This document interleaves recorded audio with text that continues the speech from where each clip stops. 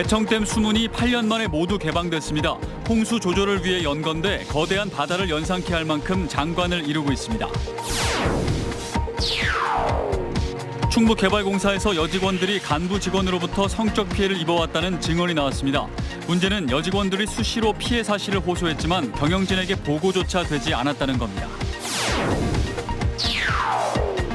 행정수도 이전이 급물살을 타면서 충청권이 들썩이고 있습니다.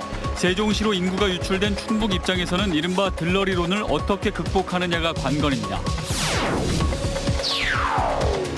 한국교통대가 등록금의 10%를 장학금으로 학생들에게 돌려주기로 했습니다. 청주대와 서원대도 등록금 반환을 위한 본격적인 논의에 들어간 상태입니다. 여러분 안녕하십니까. CJB 8시 뉴스 시작합니다. 대청댐 수문이 8년 만에 모두 열렸습니다. 홍수 조절을 위해 처음엔 수문 2개만 열었는데 호수로 유입되는 빗물이 많아지면서 6개 모두를 연 겁니다. 대청호는 바다를 연상케 할 만큼 거대한 수역을 이뤘습니다. 박원 기자가 취재했습니다. 호수에 갇혀있던 물이 수문을 통해 콸콸 쏟아집니다. 지난 17일부터 대청댐 방류가 시작됐습니다. 1초에 800톤 규모를 흘려보내고 있습니다.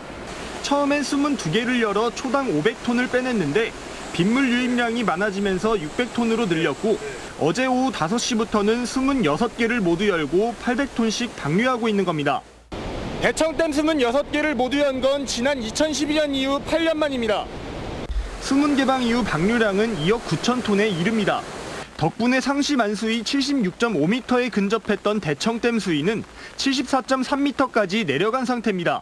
2억 5천만 톤의 홍수 조절을 위한 빈 공간을 확보하고 있습니다. 조절 용량 공간을 확보하기 위해서 지금 방류를 실시하고 있습니다. 최근 대청호 유역에 250mm에 가까운 비가 내리면서 호수는 거대한 바다를 연상케 할 만큼 장관을 이루고 있습니다. 다음 주까지 장맛비가 예보된 가운데 한국수자원공사는 강수 상황을 면밀히 검토해 방류 종료 시점을 결정할 계획입니다. CJB 뉴스 박원입니다. 충청북도 출자기관인 충북개발공사에서 여직원들이 간부 직원으로부터 오랜 기간 성적 피해를 입어왔다는 증언이 나왔습니다. 사전에 피해를 예방할 수 있는 매뉴얼이 있었지만 소용이 없었습니다. 구준회 기자입니다. 충북개발공사는 지난 5월 외부 기관에 의뢰 전체 여직원을 대상으로 성희롱 피해 조사를 벌였습니다.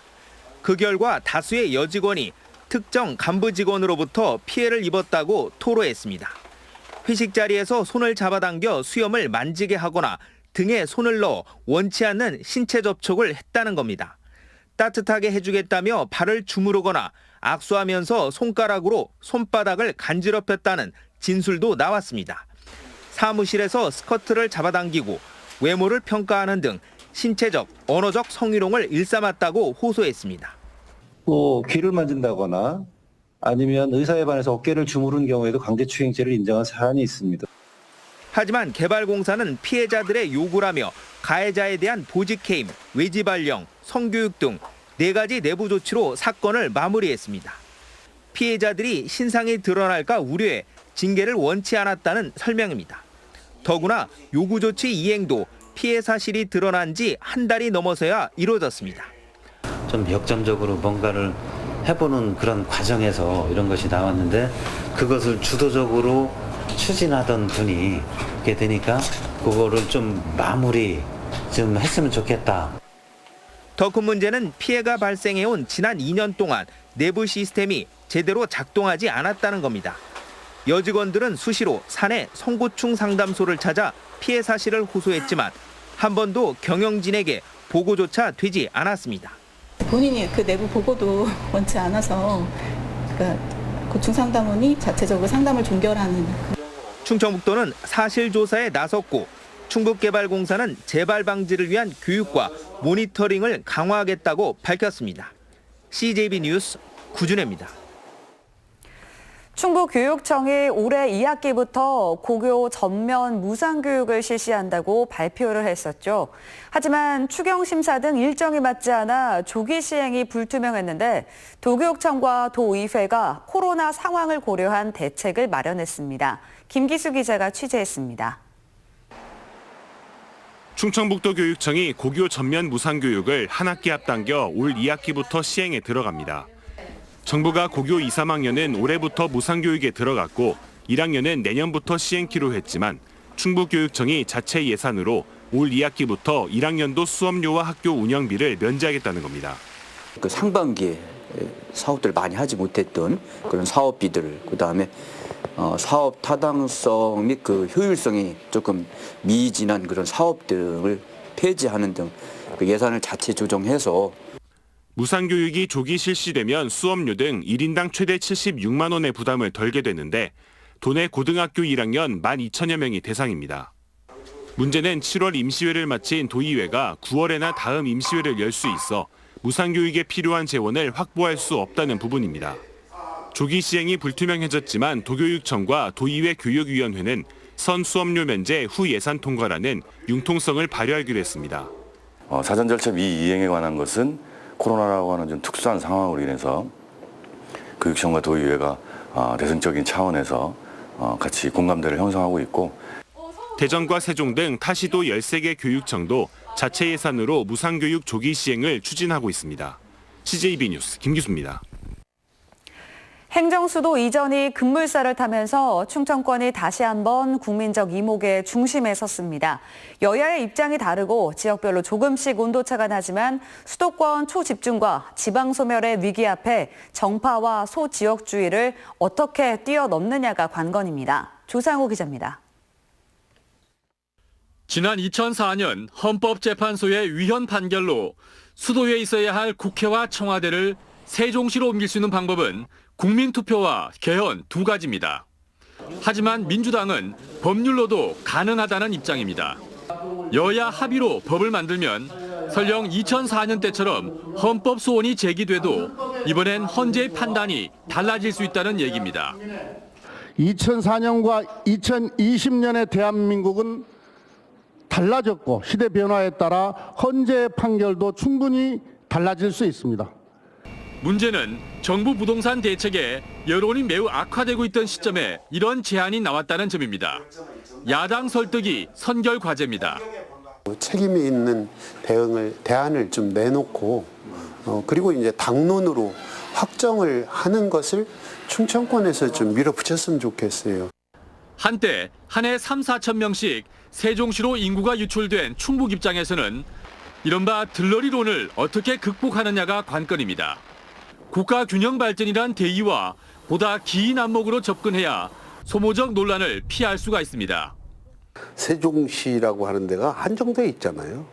어차피 도시가 커지면 외곽으로 나올 수밖에 없는 상황들인데 실질적으로 청주하고 세종시하고는 아주 가깝게 근접돼 있기 때문에 불과 나흘 만에 불이 붙은 행정수도 이전 논의를 시작으로 균형 발전을 요구하는 지방의 목소리는 더욱 커질 것으로 보입니다. CJB 뉴스 조상우입니다. 한국교통대학교가 등록금의 10%를 장학금으로 학생들에게 돌려줍니다. 비대면 온라인 강의로 학교 측은 되레 비용이 증가했지만 학교보다 학생들의 시름을 더 크게 생각한 건데요. 청주대와 서원대도 같은 고민을 하고 있어 등록금 반환이 잇따를 것으로 보입니다. 이윤영 기자입니다. 한국교통대가 총학생회와 등록금 반환에 합의했습니다. 1학기 등록금의 10%를 긴급재난지원 장학금으로 돌려주기로 한 겁니다. 장학금 지급 규모는 9억 원. 여기에 교직원 성금 등으로 1억 원을 마련해 가정 형편이 어려운 학생 1,000여 명에게 10만 원의 생활비 장학금을 추가로 지원하기로 했습니다. 여러 가지 재정적인 어려움을 좀 극복하는 가운데 이런 그 재난 지원 장학금을 지급하기로 결정했다는 것을 이해해 주시고 우리 학생들도 협약서에 담긴 내용대로 더욱더 학업에 열중하면서 총학생회는 환영의 뜻을 밝혔습니다. 어려운 결정을 내려주신 것에 되게 감사하게 생각하고 있고요.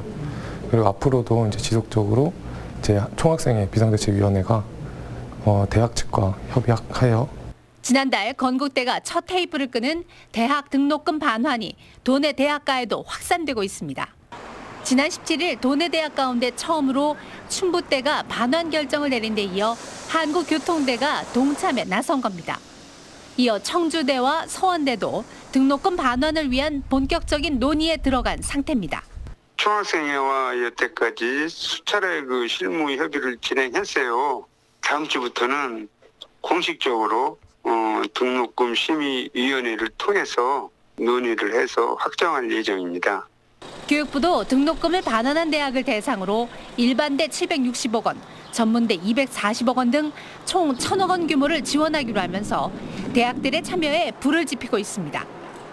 등록금 반환에 대한 학생들의 목소리가 더욱 높아지고 있고 교육부의 예산 지원까지 뒷받침되면서 도내 대학들의 동참 행렬도 이어질 전망입니다. CJB 뉴스 이윤영입니다.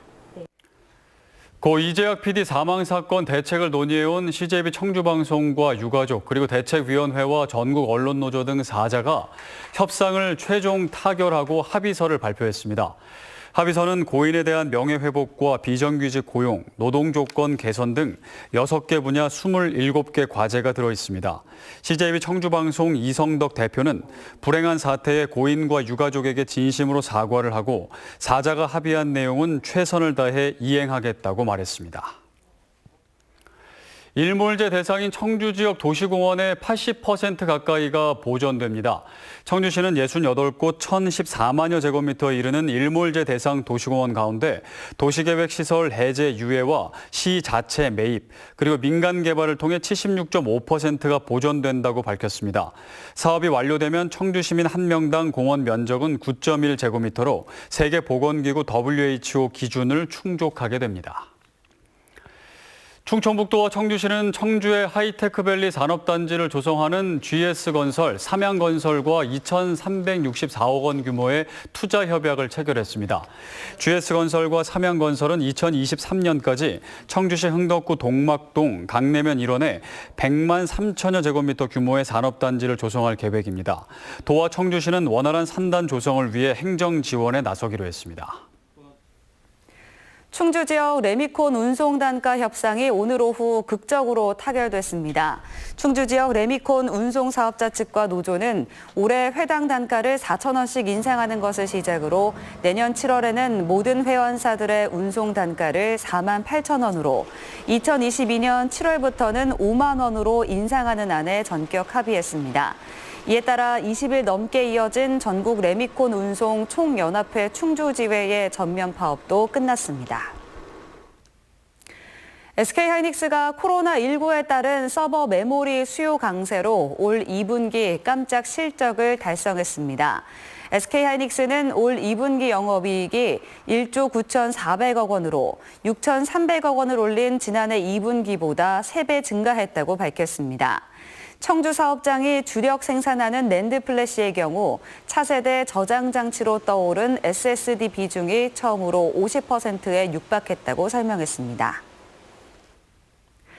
코로나19로 폐관됐던 청주 지역 실내 체육시설이 다음 달 3일부터 다시 문을 엽니다. 대상은 청주 수영장과 인라인 롤러 경기장, 국민체육센터, 청주체육관, 실내 빙상장, 청주 유도회관 등입니다.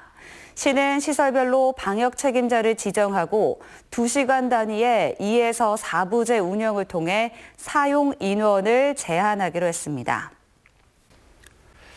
지난 2월 4일 CJB 청주방송에서 함께 일해왔던 이재학 PD가 유명을 달리했습니다. CJB는 방송계 비정규직 문제의 구조적 모순을 해결하라는 각계의 따가운 질책을 겸허히 받아들이고 이번 사태를 계기로 환골탈퇴할 것을 다짐합니다. 다시 한번 유가족께 진심 어린 위로의 말씀을 드리고 고인의 뜻인 방송계의 비정규직 문제를 선도적으로 해결해 나갈 것임을 약속드립니다. 이상으로 CJB 8시 뉴스를 마칩니다. 고맙습니다.